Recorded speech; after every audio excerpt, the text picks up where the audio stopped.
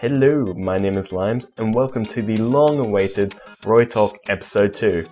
This week, I will be talking about the Steam Winter Achievement and its effect on RoI, and my opinions on the newest Immortal Kavashiir. Now, first up, we have the Steam Winter Achievement. Basically, what this was is a promotion from Steam for their Great Gift Pile. Basically, Steam users would play games for certain achievements, which would earn them, I guess, gifts. The problem with this is that the achievement for RoI was pretty bad. If you didn't know what it was, basically players had to jump into a game and get 10 achievements. Now the problem with this is obviously we had people at level 1 going into games and kinda playing the game badly and only really there for the assists, and then they'd just leave. So we have mass leavers and just general douchebaggery with trying to get these 10 assists in the game. Apart from that, it did bring in a lot of players, which is good and bad for the game.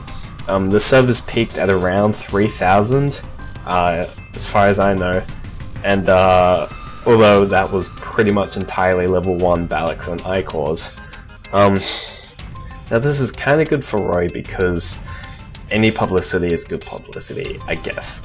Because out of those however many people that played the game, there will always be people who kind of think, oh, this game is pretty good, I might stick with it or come back later because it's kind of fun. Now, this is kind of the minority, obviously, as it has been with a lot of other promotions, but it's still there, and there are still the people who have come back and been like, yeah, RoI's pretty fun, this is basically why we're back, because of the Steam achievement. Now the obvious reason for why this is bad is because the servers got absolutely completely nuked during the Steam achievement phase. There was constant lag issues, people getting disconnects, the servers didn't really handle the mass play as well. And the servers never really have. We've kind of known that whenever Steam does something or Petroglyph does something and we're expecting a big increase in players for like a few days, the servers are gonna choke. So hopefully next time they actually do something about the servers beforehand instead of just kind of doing something and then hoping all goes well, because a lot of people pretty much just left thinking, well, this isn't gonna work because of how much the servers were kind of choking on everything. In general, I think they could have chosen a better achievement, or at least made a better achievement for the Steam achievement, I guess. I'm not sure whether it's Petroglyph or Steam that chooses what the achievement is. As far as I know, it's Petroglyph. So making it 10 assists, although it is meant to be easy, 10 assists in a game is kinda like, it's not really what you want people to be aiming for. Maybe like a win, or a win with a certain KD ratio, maybe when you're going positive, or a win under a certain amount of deaths, or something like that. Something that isn't kind of random as 10 assists, because it just kind of led to the whole, I have 10 assists now, I'm gonna leave because I'm done, basically. And that's one of the big issues that came with the Steam achievement. Now lastly, we have the newest Immortal to Rise of Immortals, Kavashiir. Kavashiir was released in the December 16th patch, so I'm a bit late to the whole parade, but he's interesting.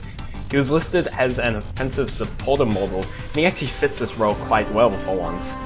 He's also the first Immortal to have true damage on all his abilities. His synergy and almost reliance with other Immortals on his team means he has the potential to deal ridiculous amounts of damage with his ult. He also has probably the most support-oriented kit around, with a cleanse, a heal, a dispel, and a slow. I've been playing him quite a bit in below level 21 games, and though I've yet to really get the hang of when to use his ultimate in teamfights, the rest of his kit feels very powerful. In my opinion, he's pretty similar to Tatiana. He has a little bit more damage because of his true damage abilities. He has a bit less reliable CC. He still has the stun and everything, but it kind of relies on them having buffs on them, and he has a lot more fur. That's all I have for the second episode of RoI Talk today. I'm sorry for the delay, I've kind of just had a lot of things I've been doing, and I will try to keep this going a bit more regularly. Probably won't be weekly because that's just a bit too much and really not much happens each week. So it will probably be every 2 weeks or so, because then that means I can just get a lot more content. I can kind of flesh these episodes out a bit more and kind of just have more to talk about. So apart from that, I hope you guys have had a great New Year's and a very Merry Christmas. I'll see you guys later.